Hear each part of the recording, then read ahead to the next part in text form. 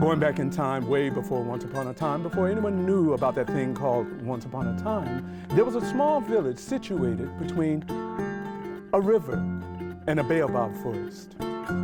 This small village, annually, they would make sacrifices to the great snake, Miniyamba. Now, to call Miniyamba a snake might be a mistake because, well, this snake was the size of a whale, and its body extended for miles and miles. And it lived in the dark baobab forest. And it only came out once a year. When the people would hear the screeching and the screaming of the snake, well, they would take half of their crops, and then they would put them at the edge of the baobab forest. And then this great giant snake, the size of a whale, would come out from the forest, consume the crops, and then recede right back in to the forest. Yeah, Charlie,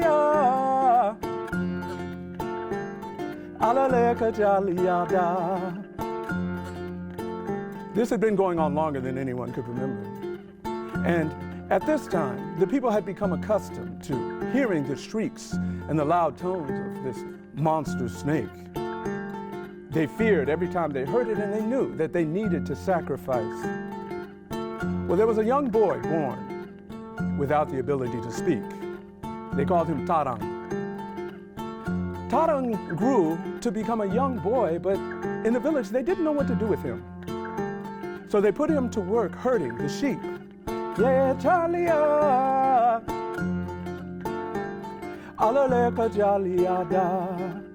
okay, don't forget, I want you singing that with me. Every time I sing that, I want you to sing back. Don't forget. Ambia sinana, humbemba jali musaninjalekel, ambia sinana. So Tarang's job, the young boy who could not speak, his job was, well, to go out and to herd the sheep. They gave Tarang a bell in case anything would happen so that he could ring the bell because, well, he couldn't speak. And if he rang the bell, the people in the village, they would come running to see what was wrong. One day, Tarang was tending to the sheep as he had always done when one of them broke loose from the flock and headed straight to the baobab forest. Tarang was frightened, but he chased the sheep. He chased it into the baobab forest. And when he entered this dark baobab forest, he caught the sheep, and at the moment that he caught the sheep, he looked up, and staring down at him was the giant snake, Miniyamba. Tarang's heart began to beat fast. He held on, he clutched the sheep, and all he could think, because he could not speak, all he could think was, please, don't eat me, don't eat me. And then he heard a voice in his head respond back to him. Why would I eat you? It was the voice of Miniyamba. Without opening its mouth, the giant snake was able to speak. Tarang said, you would eat me because you are the fierce snake Miniyamba, and every year we have to sacrifice to you so that you don't eat all of us.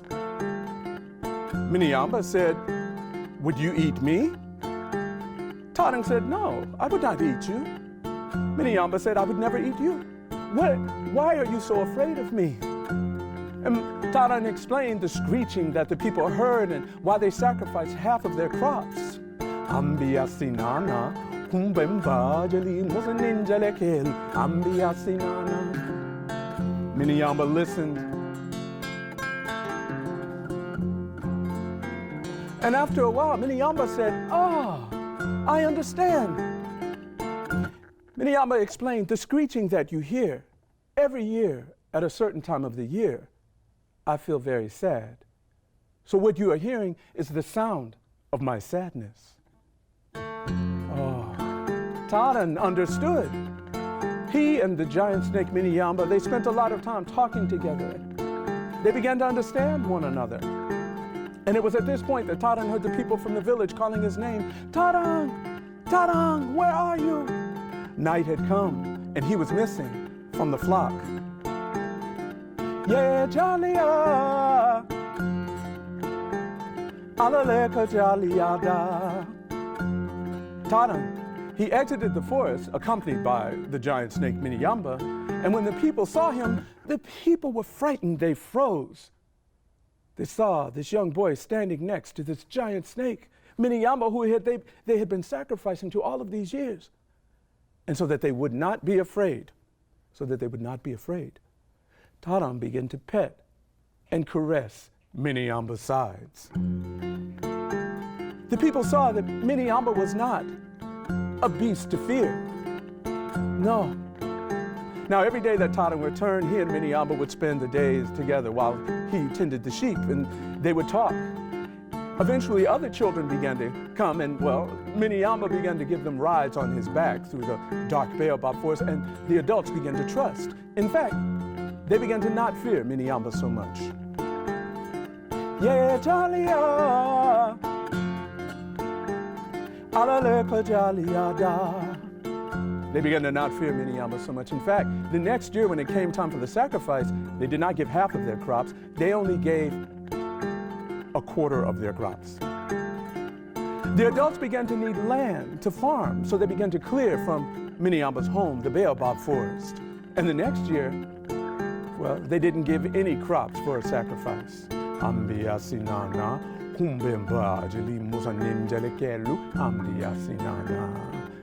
Yes, they were clearing away Miniyamba's home. And there was no fear of this snake. They began to, well, push him further and further back. Some of the adults would even throw rocks at Miniyamba to get him out of the way.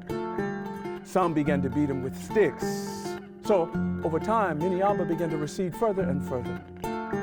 Until finally, Miniyamba explained to his friend Tarang that he had to leave. He couldn't take this treatment.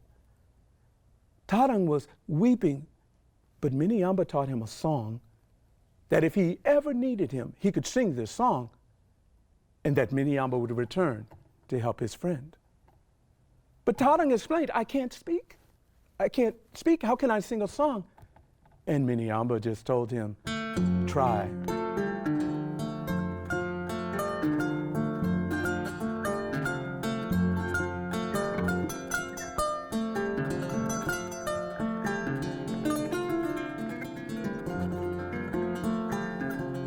And Miniyamba disappeared. Time passed, and young Tarang grew into a strong teenage boy. And one evening, a giant storm swept through the land. The river began to flood. The people had never seen this happen before. Yeah, Jalia, Alaleka Jalia. The flood had come up to the ankles of the people, and they were frightened. It made it up to the knees of the people, and they were frightened. They didn't know what to do. They had never encountered a flood before. Tarang ran to the area where the baobab forest had existed, and he stood there. He wanted to sing the song of the long-throated bird that he had been taught. He was trying to remember and trying to remember. He needed the help of Miniyamba. All of the people needed the help, and then he remembered the song. And he began to sing the song from his mouth. Tige tige bala konen en fen kagala manjang. Kajugon go bala konen en fen kagala manjang. Tige tige. It was the first time Tarang had ever opened his mouth to say or sing anything. Tige tige bala konen en fen kagala manjang. Kajugon go bala konen en fen kagala manjang. He saw the long-necked bird fly overhead, and he knew that he was going to get Miniyamba for help. He kept singing and singing. Tige tige bala konen en fen kagala manjang. Kajugon ko bala konen en fen kagala manjang. Tige tige. And then in that moment, Miniyamba appeared out of nowhere, right in front of Tarang. He communicated and he told Tarang, I will save you and your village. Miniyamba opened his giant mouth and told Tarang to enter. The people from the village, they saw the young boy enter the mouth of Miniyamba, and they stopped. Tarang could yell now, come, come, he is here to save us. And little by little, people began to enter the mouth of Miniyamba until the entire village had entered. Yeah, Jalia, Alaleka Jalia. Miniyamba swam through the flood, and it seemed like he had swam for a very long time. The people safe inside of his mouth. until he came to a clearing and he opened his mouth. And the people began to walk out into the most fertile green land they had ever seen. On one side, there was a river, just as before. And on the other side was a giant baobab forest. When the people exited Miniamba's mouth, he receded back into the forest, just as he used to do in the old land. The people were so happy, they were so overjoyed, they had a new home. They began to plant and work as they had done before. And the land was so fertile, they had no problems. And the first year, they went back to making sacrifices. Half of their crops they put at the edge of the forest. Yeah, Jalia, alaleka Jaliada. But this time when they sacrificed, they did not sacrifice out of fear. No.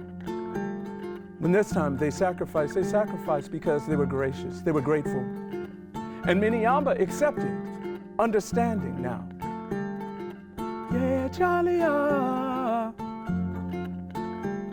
alaleka Jaliada.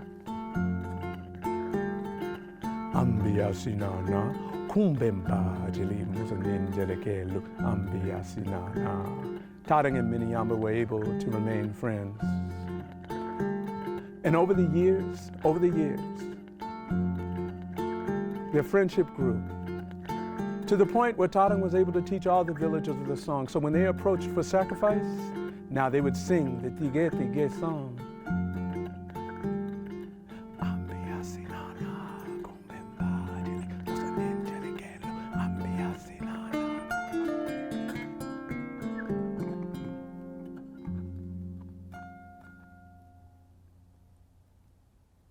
Oh, I hope you enjoyed this segment of the Getty's Fantastic Journeys as much as I have enjoyed sharing this time with you. Now, I want you to click on the link, okay, to Austin DeLuca Liston's workshop, his hands-on workshop that he has prepared for you. You are going to enjoy it, trust me. But I don't want you to leave because there are two other segments that I want you all to enjoy. One of them is a story with shadow puppets. Yes. Shadow Puppets, actually my favorite, and I want you to make sure you go to that one. That Shadow Puppets, it's going to be by a woman named Wada Leal McDonald. Wada Leal McDonald. Now, make sure you click on hers. Oh, and there's one more. I almost forgot. My friend is telling a story from Eastern Europe. It's an enchanting tale, and he's an incredible storyteller. His name is Michael Katz. So now I want you to go to the Getty Museum. We've got some art pieces for you to examine. So don't leave, examine those art pieces also. So as I always say, until our paths cross again, doni doni, kononi benyagada, or in English, little by little, the small bird manages to build her nest. Thank you.